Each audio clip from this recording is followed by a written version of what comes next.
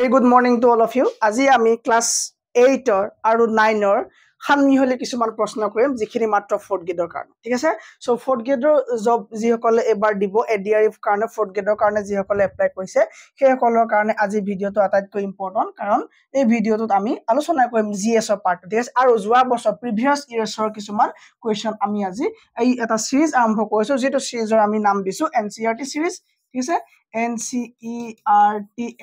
NCERT grade 4 series NCERT grade 4 series ঠিক আছে so এই সিরিজটো আপোনালোকে সকলোখিনি পাব অকল grade 4 কাৰণে আৰু ইউটিউবত अवेलेबल থাকিব ঠিক আছে সো grade 4 কাৰণে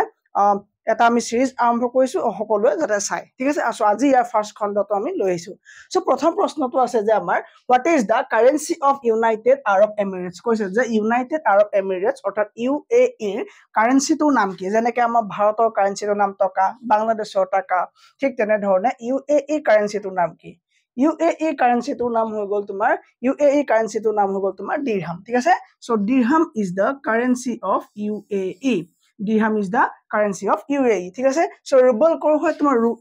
ৰুবল হৈ গল তোমাৰ ৰাশিয়া আৰু বেলাৰুছ ৰাশিয়া হৈ গল তোমাৰ কি ৰাশিয়াৰ কইন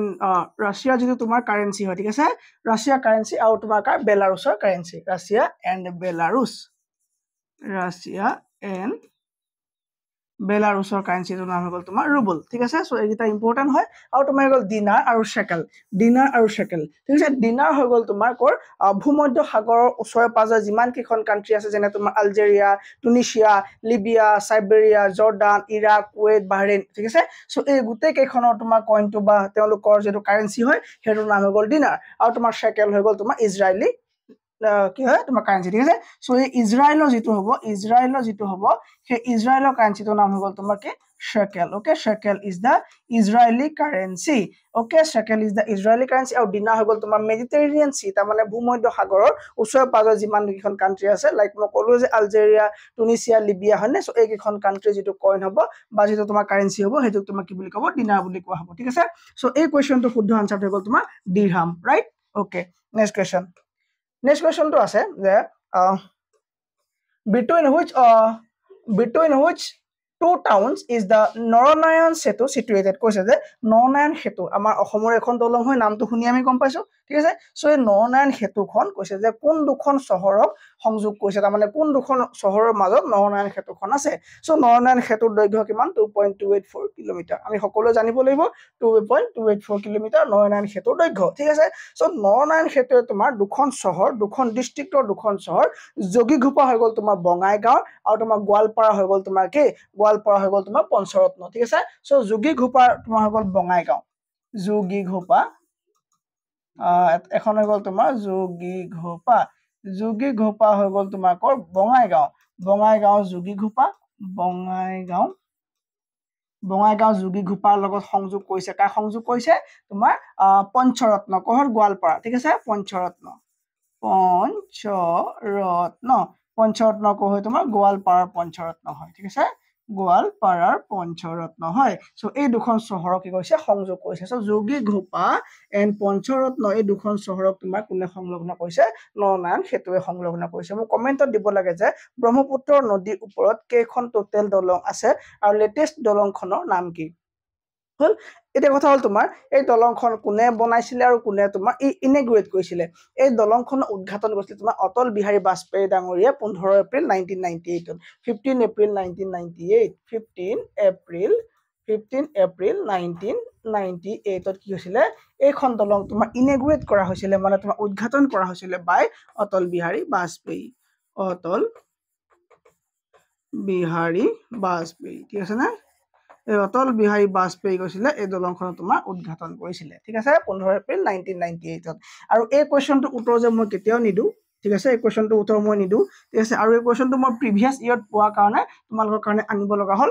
ঠিক আছে এই প্ৰশ্নটো উত্তৰ তোমালোকে যদি দিব নোৱাৰা ভাল সময় এটা চাই মই থাকিবা ঠিক আছে এই প্ৰশ্নটো উত্তৰ মোক কমেন্টত লাগিব মই তো নপঢ়া নেক্সট কোৱেশ্চন লক্ষ্মীনাথ বেজবৰুৱাৰ সৰি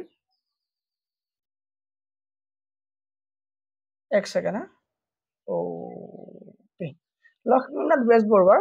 প্ৰশ্নটো হৈ গল পোক আহিছে নি আকৌ ওকে লক্ষ্মীনাথ বেজবৰুৱাৰ যিটো পয়েম আছিলে তোমাৰ ও মোৰ আপোনাৰ দেশ, এই পয়েমটো কৈছে যে প্ৰথমে কোনখন কিতাপত পাব্লিছ কৰা হৈছিলে, মানে কোনখন তোমাৰ আলোচনীত পাব্লিছ হৈছিলে। চ' ইয়াৰ শুদ্ধ আনচাৰ কি হ'ব তোমাৰ বাঁহী, ইয়াৰ কি হ'ব শুদ্ধ আনচাৰ হ'ব বাঁহী। 1909 চনত বাঁহী নামৰ যিখন আলোচনী আছিলে সেইখনত তোমাৰ কি প্ৰকাশিত হৈছিলে লক্ষ্মীনাথ বেজবৰুৱাৰ ও মোৰ আপোনাৰ দেশ গীতটি, মানে যিটো পয়েম আছিলে এই পয়েমটো শেষত গৈ পেলাই কি হ'ল তোমাৰ আমাৰ সংগীত হিচাপে আমি চিহ্নিত হ'ল, মানে আমি গ্ৰহণ কৰিলো। ঠিক আছে, কেতিয়া হ'ল তোমাৰ 1909ত ইয়াক কি কোৱা হ'ল প্ৰকাশিত কৰা হৈছিলে প্ৰথমে বাঁহী নামৰ কাকতখনত। ঠিক আছে, 1909ত। ঠিক আছে, এই অৰুণোদয় এখনো মেগাজিন হয়, এখন তোমাৰ কেতিয়া, এখন তোমাৰ 1846 প্ৰকাশিত হৈছিলে। ঠিক আছে, 1846 আৰু জোনাকীখন তোমাৰ কি হ'ব 1889ত প্ৰকাশিত এখন কি হ'ব মেগাজিন হ'ব। এখন মেগাজিন কি জোনাকী এখন কি হয় তোমাৰ মেগাজিন হয়। ঠিক আছে, জোনাকী হয় তোমাৰ এখন মেগাজিন হয়। এতিয়া কথা হ'ল যে এই আমাৰ যিটো জাতীয় সংগীত ও মোৰ আপোনাৰ দেশ তোমাৰ কেতিয়া এডপ্ট কৰা হৈছিল আৰু কোনে এডপ্ট কৰিছিলে। প্ৰথমে তোমাক ইয়াত ছাত্ৰ সন্মিলন, ঠিক আছে, ছাত্ৰ সন্মিলন তাৰমানে অসম ছাত্ৰ সন্মিলন, এই অসম ছাত্ৰ সন্মিলন তোমাৰ 1927ত ইয়াক এডপ্ট কৰিছিলে। ঠিক আছে, চ' অসম ছাত্ৰ সন্মিলন, অসম ছাত্ৰ সন্মিলন। ঠিক আছে, 1927ত ইয়াক এডপ্ট কৰিছিলে আৰু ফাইনেলি অসমত ঠিক আছে 2013 চনৰ পৰা ইয়াক কি কৰা হ'ল ইয়াক সম্পূৰ্ণ অফিচিয়েলি এডপ্ট কৰা হ'ল। ঠিক আছে, অ'কে। চ' তাৰপৰা ক'লো যে মোৰ 89ত কি হ'ল তোমাৰ এই অৰুণোদয়খন তোমাৰ কেতিয়া হৈছিলে 1846ত, জোনাকী 1889। ঠিক আছে, জোনাকী কেতিয়া, জোনাকী 1889ত পাব্লিছ কৰা হৈছিল। ঠিক আছে, আৰু জোনাকীৰ ফাৰ্ষ্ট এডিটৰ কোন জানানে, জোনাকীৰ ফাৰ্ষ্ট এডিটৰ হৈ গ'ল তোমাৰ চন্দ্ৰকুমাৰ আগৰৱালা। ঠিক আছে, Chandra Kumar Agarwala was the first editor of কি জোনাকী মেগাজিন। ঠিক আছে, অ'কে। চ' নেক্সট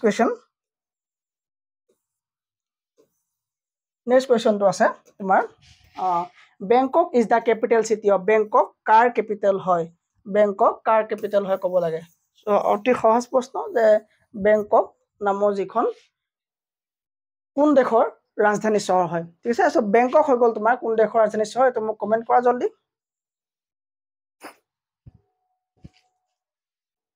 অ'কে, টাইম আপ। বেংকক কোন দেশৰ ৰাজধানী চহৰ হ'ব। চ' বেংককটো আমি চোৱাৰ আগতে আমি বাকীকেইটা চাই লওঁচোন, ফিলিপিন ক'ৰ হয়, চাউথ কোৰিয়া ক'ৰ হয়, ইণ্ডোনেছিয়া ক'ৰ হয়। ঠিক আছে, চ' চাউথ কোৰিয়া কেপিটেল হৈ গ'ল তোমাৰ চিঅল, চাউথ কোৰিয়া কেপিটেল হৈ গ'ল তোমাৰ চিঅল। ঠিক আছে, চিঅল। অ'কে, চ' ফিলিপিনছৰ কেপিটেল হৈ গ'ল তোমাৰ কি, আৰু তোমাৰ ইণ্ডোনেছিয়া কি হ'ব। ঠিক আছে, তোমাৰ জাকাৰ্টা কাৰ কেপিটেল, জাকাৰ্টা কাৰ কেপিটেল, তোমাৰ ইণ্ডোনেছিয়াৰ কেপিটেল হৈ গ'ল তোমাৰ জাকাৰ্টা, আৰু ফিলিপিনছৰ কেপিটেল হৈ গ'ল তোমাৰ মেনিলা। ঠিক আছে, চ' ফিলিপিনছৰ কেপিটেল কি মেনিলা, মেনিলা হৈ গ'ল তোমাৰ ফিলিপিনছৰ কেপিটেল, আৰু ইণ্ডোনেছিয়াৰ কেপিটেল হৈ গ'ল তোমাৰ জাকাৰ্টা, আৰু তোমাৰ চাউথ কোৰিয়াৰ কেপিটেল হৈ গ'ল তোমাৰ চিঅল। ঠিক আছে, আৰু থাইলেণ্ডৰ কেপিটেল হৈ গ'ল বেংকক। চ' থাইলেণ্ডৰ কেপিটেল কি হ'ব বেংকক, বেংককৰ স্পেলিং অ'কে বেংকক, থাইলেণ্ডৰ কেপিটেল কি হৈ গ'ল বেংকক। অ'কে, চ' এইটো এটা ইম্পৰ্টেণ্ট প্ৰশ্ন আছিলে। চ' এইটোৰ পৰা আমি গম পালো যে আমি তাৰমানে কেপিটেলখিনি চাব লাগিব, তাৰমানে যিমানখিনি কাণ্ট্ৰি আছে তাৰে আমি মেক্সিমাম কাণ্ট্ৰি আমি কেপিটেলখিনি জনাটো দৰকাৰ। ইয়াৰ আগৰ কুৱেশ্যনটোৰ পৰা আমি গম পালো যে চ' দলঙৰ লগত ৰিলেটেড প্ৰশ্নখিনি আমি চোৱাটো দৰকাৰ, আমি আহোমৰ বা চুতীয়া বা যিকোনো ধৰণৰ ৰজা মহাৰজাসকলৰ বিষয়ে জনাটো দৰকাৰ। এই কুৱেশ্যনটোৰ পৰা গম পালো যে আমি কোনখন কাণ্ট্ৰিৰ কাৰেঞ্চিৰ নাম কি, কোনখন কাণ্ট্ৰিৰ কাৰেঞ্চিৰ নাম কি সেই বিষয়ে আমি জনাটো দৰকাৰ বুলি আমি গম পালো। ঠিক আছে, চ' আমি এই ধৰণে ৰিলেট কৰি পেলাই বস্তুখিনি পঢ়ি যাম। নেক্সট ক্লাছৰ পৰা আমি কি আনিম, আমি এই SSC যিখিনি কুৱেশ্যন হ'ব সেই কুৱেশ্যনখিনি আমি ডিছকাশ্যন কৰিম। নেক্সট কুৱেশ্যন যে গোপীনাথ বৰদলৈ ঠিক পিছতে অসমৰ মুখ্যমন্ত্ৰী কোন হৈছিল, গোপীনাথ বৰদলৈ ঠিক পিছতে অসমৰ মুখ্যমন্ত্ৰী কোন হৈছিল। এইটো কাৰণে মই 10 ছেকেণ্ড টাইম দিলো। বিমলা প্ৰসাদ চলিহা, সম্পূৰ্ণ ভুল উত্তৰ, সম্পূৰ্ণ ভুল উত্তৰ। অ'কে, চ' ইয়াৰ আনচাৰটো মেক্সিমামৰ ভুল নহয়, মিনিমামৰ ভুল হৈছে। চ' কিয় বিমলা প্ৰসাদ চলিহা নহয়, কি আছে কি হ'ব তোমাৰ বিষ্ণুৰাম মেধি হ'ব ইয়াৰ আনচাৰ। আৰু তেওঁ তোমাৰ কেতিয়াৰ পৰা কেতিয়ালৈকে মুখ্যমন্ত্ৰী হৈছিলে 1950 পৰা 1957লৈকে। চ' কি হ'ব বিষ্ণুৰাম মেধি 1950 পৰা 1957লৈকে তেওঁ কি কৈছিলে মানে মুখ্যমন্ত্ৰী হিচাপে সেৱা আগবঢ়াইছিলে। ত' ফাৰ্ষ্ট কোন আছিলে, ফাৰ্ষ্ট আছিলে তোমাৰ গোপীনাথ বৰদলৈ, ছেকেণ্ড আহিল তোমাৰ বিষ্ণুৰাম মেধি, বিষ্ণুৰাম মেধিৰ পিছত তোমাৰ চলিহা আহিলে, কোন তোমাৰ চলিহা আহিলে, কোন চলিহা বিমলা প্ৰসাদ চলিহা আহিলে, তাৰপৰা তোমাৰ M মোহন চৌধুৰী আহিলে, তাৰপৰা আহি গ'ল তোমাৰ শৰৎ চন্দ্ৰ আহি গ'ল, মানে সিংহা আহি গ'ল তাৰপৰা আহিলে তোমাৰ গোলাপ বৰবৰুৱা তেনেকৈ গৈ পেলাই তোমাৰ কি হ'ব 9 মে 2021 তাৰিখে 15 নম্বৰ কাৰণে এজনে মুখ্যমন্ত্ৰী হিচাপে ল'লে কোন হয় কোৱা 9 মে 2021 9 মে তাৰিখ 2021 15 CM 15 নম্বৰ CM জন কোন হ'ল আমাৰ কিবা হিমন্ত বিশ্ব শৰ্মা ঠিক আছে না সো হিমন্ত বিশ্ব শৰ্মা কি হ'ব 15 CM হ'ব কেতিয়া তেওঁ শপত গ্ৰহণ কৰিব 9 মে 2021 তে শপত গ্ৰহণ কৰিলে ঠিক আছে সো এনেকৈ আমি পঢ়ি গ'লে আমাৰ সিৰিয়েলি বস্তুখিনি আমি যদি অৰ্গানাইজ কৰি যাম তেতিয়া আমাৰ কাৰণে ভাল হ'ব ঠিক আছে আমি কাৰেণ্টটো আমি টপিকটো ইয়াতে ৰিলেট কৰি গ'লে আমাৰে সুবিধা Where was the first medical college of Assam was established? অসমৰ কোনখন প্ৰথম কি আছে মেডিকেল কলেজ স্থাপন কৰা হৈছিল বুলি সুধিছে সো অসমৰ প্ৰথম মেডিকেল কলেজখন ক'ত আছে এটো কাৰণে মই 15 সেকেন্ড টাইম দিছো সো এই আনসাৰটো কি হ'ব এতিয়া या শুদ্ধ আনসাৰ হ'ব তোমাৰ ডিব্ৰুগড় या শুদ্ধ আনসাৰ কি হ'ব Dibrugarh will be the correct answer Dibrugarh কি হ'ব শুদ্ধ আনসাৰ এই যিখন ডিব্ৰুগড় যিখন তোমাৰ প্ৰথম চিকিৎসা মহাবিদ্যালয় স্থাপন কৰা হৈছিল সেইখন তোমাৰ 1900 তে স্থাপন কৰা হৈছিল যিখন তোমাৰ জন ঠিক আছে জন বেৰিয়ে স্থাপন কৰিছিল ঠিক আছে জন বেৰিয়ে স্থাপন কৰিছিল জন বেৰি একচুয়ালি জন বেৰি হোৱাইট হ'ব লাগে ফুল নামটো কি জন বেৰি হোৱাইট আৰু তোমাৰ এখনকে খেখলৈ নাম দিয়া হ'ল কি বুলি ফাৰ্ষ্টতে এখনৰ নাম আছিল বেৰি হোৱাইট মেডিকেল স্কুল যিখন তোমাৰ ডিব্ৰুগড় মেডিকেল কলেজ যিখন আছে এখন তোমাৰ প্ৰথমতে নাম আছিল কি বুলি বেৰি হোৱাইট বুলি আছিল এখন বেৰি হোৱাইট মেডিকেল স্কুল সো যদি পৰীক্ষাত আহে বেৰি হোৱাইট মেডিকেল স্কুল বুলি আহিলে কনফিউজন হোৱাৰ দৰকাৰ নাই সেইখনে হ'ল তোমাৰ কি এতিয়া ডিব্ৰুগড় কি হ'ব মেডিকেল কলেজ ঠিক আছে সো এখন ফাৰ্ষ্টতে নাম আছিল বেৰি হোৱাইট মেডিকেল কলেজ ঠিক আছে সো জেএমসি কেতিয়া স্থাপন কৰা হৈছিল যোৰহাট মেডিকেল কলেজ কেতিয়া স্থাপন কৰিছিল আমি জানিব লাগিব যোৰহাট মেডিকেল কলেজ হৈ গ'ল তোমাৰ 4 নম্বৰখন অসমৰ ভিতৰত 4 নম্বৰখন কি মেডিকেল কলেজ এণ্ড হস্পিটেল আৰু এইখন তোমাৰ 12 অক্টোবৰ 2009 চনত স্থাপন কৰা হৈছিল যোৰহাটৰ যিখন আছে কেতিয়া 12 অক্টোবৰ 2009 চনত এখনক স্থাপন কৰা হৈছিল আৰু তোমাৰ গুৱাহাটী মেডিকেল কলেজ কেতিয়া শিলচৰ মেডিকেল কলেজ কেতিয়া গুৱাহাটী মেডিকেল কলেজ তোমাৰ স্থাপন কৰা হৈছিল যিখন জিএমসি বুলি কোৱা হয় 20 ছেপ্টেম্বৰ 1960 এখন তোমাৰ কেতিয়া 20 ছেপ্টেম্বৰ 1960 কি হ'ল তোমাৰ গুৱাহাটী মেডিকেল কলেজৰ স্থাপন আৰু তোমাৰ শিলচৰ মেডিকেল কলেজৰ স্থাপন তোমাৰ 1968 শিলচৰ মেডিকেল কলেজৰ স্থাপন 1968 ঠিক আছে সো এই ধৰণে আমি অপচন 4 যদি ডিসকাশন কৰি দিও তেতিয়া আমাৰ বেছি ভাল হয় নেক্সট কোৱেশ্চন কি আছে নেক্সট কোৱেশ্চন আছে তোমাৰ the body of water between Russia and Alaska is known as so Alaska আৰু ৰাছিয়াৰ মাজৰ water body টো নাম কি হৈছে সো এটো আনসাৰ দিয়া the body of water between Russia and Alaska এটো আনসাৰ দিয়া আকৌ 15 সেকেন্ড টাইম কৈছে যে কোনটো জলসন্ধিয়ে কি কৰে তোমাৰ ৰাছিয়া আৰু আলাস্কাৰ মাজত পোৱা যায় সো এটো কোৱেশ্চন ভেৰি ইম্পৰ্টেন্ট এই কোৱেশ্চনটো কৰাৰ আগত আমি জানিব লাগিব যে ষ্ট্ৰেট কি বস্তু ষ্ট্ৰেট কি হয় ঠিক আছে সো ষ্ট্ৰেট কি আমি চাব লাগিব ষ্ট্ৰেট কি হয় তোমাৰ চেনেল কি হয় আৰু কেনেল কি হয় ষ্ট্ৰেট কি হয় চেনেল কি হয় আৰু তোমাৰ কি চাব লাগিব আমি কেনেল কি হয় ঠিক আছে না কেনেল কি হয় সো এই তিনটা আমি চালেহে আমাৰ এই গিটা কনসেপ্ট বেছি ভাল হ'ব ঠিক আছে সো এটা কথা হল ষ্ট্ৰেট কাক কয় এই ষ্ট্ৰেট বুলি ক'লে আমাৰ মনলৈ যে 8 ডিগ্ৰী চেনেল কি হয় পানামা কেনেল কি হয় পাল্ক ষ্ট্ৰেট কি হয় এইবিলাক বস্তু কি হয় আমাৰ জানিবলৈ মন যায় সো এইবোৰ জানি লওঁচোন আজি প্ৰথমে সো থেক ওয়াটাৰ বডি যি তোমাৰ দুটা ডাঙৰ ওয়াটাৰ বডি কানেক্ট কৰিব ঠিক আছে তাৰ মানে ধৰি লোৱা এটো এটা ওয়াটাৰ বডি হয় এফালে গৈছে এটো এটা ওয়াটাৰ বডি আৰু এফালে আছে এটা ওয়াটাৰ বডি ঠিক আছে আৰু এটা আছে ওয়াটাৰ বডি এফালে ঠিক আছে এই দুইটা ওয়াটাৰ বডি যেতিয়া এটা তোমাৰ থেক ওয়াটাৰ বডিয়ে কানেক্ট কৰিব হেতুক তোমাৰ কি বুলি কয় ষ্ট্ৰেট বুলি কয় ঠিক আছে আৰু ই তোমাৰ দুটা লেন্ড মাছক কি সেপাৰেট কৰি দিব ই তোমাৰ কি কৰিব দুটা লেন্ড মাছক কি সেপাৰেট কৰি দিব তাক তোমাৰ ষ্ট্ৰেট বুলি কয় ঠিক আছে সো ষ্ট্ৰেট বুজি পালা এই দুটা হৈ গল তোমাৰ লেন্ড মাছ এই দুটা হৈ গল তোমাৰ লেন্ড মানে ভূখণ্ড ঠিক আছে লেন্ড এফালে থাকিব লেন্ড ই তোমাৰ দুটা লেন্ডক সেপাৰেট কৰিব সেপাৰেট কৰি পেলাই দুটা তোমাৰ কি হ'ব তোমাৰ ওয়াটাৰ বডি ডাঙৰ ওয়াটাৰ বডি দুটা কি কৰিব জয়েন কৰিব সো এই দুটা ওয়াটাৰ বডি হয় এই দুটা ওয়াটাৰ বডি জয়েন কৰা যেটো থেক পাতলা পানী যেটো জয়েন হ'ব হেতু তোমাৰ কি বুলি ক'ব ষ্ট্ৰেট বুলি ক'ব ঠিক আছে আৰু তোমাৰ আহিলে কেনেল সৰি ঠিক আছে চেনেল সো চেনেলো কি হ'ব তোমাৰ দুটা এনেকুৱা লাৰ্জ ৱাটাৰ বডিকে জইন কৰিব মাত্ৰ তোমাৰ ই কি হ'ব তোমাৰ ই ষ্ট্ৰেটতকে অলপ কি হ'ব ডাঙৰ হ'ব ঠিক আছে নে ই তোমাৰ এনেকে ষ্ট্ৰেটতকে অলপ ডাঙৰ হ'ব ইও তোমাৰ দুটা লেণ্ড মাছক কি সেপাৰেট কৰিব ই দুটা লেণ্ড মাছক কি সেপাৰেট কৰিব আৰু তোমাৰ দুটা ৱাটাৰ বডি কি ডাঙৰ ডাঙৰ দুটা ৱাটাৰ বডি কি ই জইন কৰিব ঠিক আছে নে তাৰপৰা আহিলে কেনেল এই কেনেল হৈ গ'ল মানৱ সৃষ্ট এই কেনেল হৈ গ'ল মানৱ সৃষ্ট তোমাৰ যাতায়াতৰ কাৰণে বেহা বেপাৰৰ কাৰণে ঠিক আছে সো হিউমেনৰ অসুবিধাৰ কাৰণে সৃষ্টি কৰি লোৱা এইটো হৈ গ'ল তোমাৰ কি মানে সেইটো কোৱা তোমাৰ কেনেল ঠিক আছে সো এতিয়া ক'ব লাগে যে পানামা কেনেল বেৰিং ষ্ট্ৰেট সুৱেজ কেনেল পাল্ক ষ্ট্ৰেট এইকেইটাৰ ভিতৰত কোনটো ৰাছিয়া আৰু আলাস্কাৰ মাজত পোৱা যায় কোনটো ৰাছিয়া আৰু আলাস্কাৰ মাজত পোৱা যায়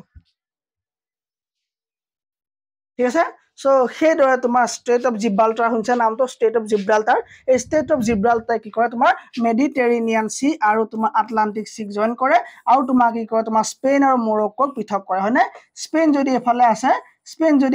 আৰু এফালে যদি মৰক্কো আছে ঠিক আছে নে সো এই দুখনক কি ক'ব ডাঙৰ ডাঙৰ লেণ্ডমাৰ্ক তাকে পৃথক কৰিলে আৰু তোমাৰ দুটা ৱাটাৰ বডি এটা হৈ গ'ল তোমাৰ মেডিটেৰিয়ান চি আৰু এটা হ'ল তোমাৰ কি আটলান্টিক চি এইটো তাকে কি জইন কৰিব ঠিক আছে আৰু এইটো হ'ল তোমাৰ কি ষ্ট্ৰেট অফ জিব্ৰাল্টাৰ ঠিক আছে ষ্ট্ৰেট অফ জিব্ৰাল্টাৰ তাৰপৰা আহিলে তোমাৰ কি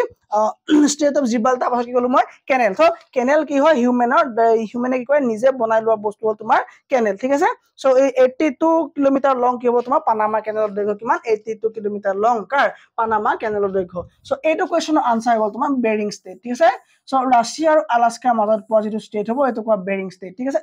সো নেক্সট ক্লাছত মই কি কৰিম নেক্সট ক্লাছত তোমাৰ সম্পূৰ্ণ চেনেল সো যিমান ডিগ্ৰী চেনেল আছে এইবিলাক মানে 8 degree channel 9 degree channel 10 degree channel গোটেই চেনেলখিনিৰ লগতে যিমানখিনি ষ্ট্ৰেট আছে তোমাৰ শৰ্ট ট্ৰিকৰ লগতে গোটেই ষ্ট্ৰেটখিনি লৈ আহিম আৰু লগত তোমাৰ কেনেলখিনি লৈ আহিম ঠিক আছে আৰু এই কেনেলখিনি অনাৰ লগতে আমি ভাৰতৰ মেপ অংকন কৰি পেলাই মেপখন আঁকি পেলাই আমি কোনখন তোমাৰ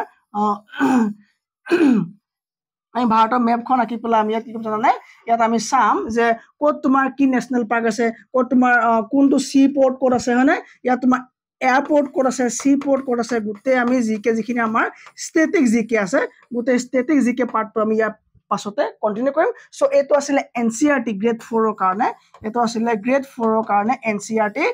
আমাৰ সিৰিজৰ 1 নম্বৰ পাৰ্টটো আছিলে সো নেক্সট পাৰ্টৰ কাৰণে 2 3 এনেকৈ আমাৰ 10টা পাৰ্ট দি আমি শেষ কৰিব লাগিব ঠিক আছে সো আপোনালোকে কৰিব আমাৰ ক্লাছখিনি চাই থাকিব যদি ভাল পায় শ্বেয়াৰ কৰিব আৰু যদিহে আমাৰ যদি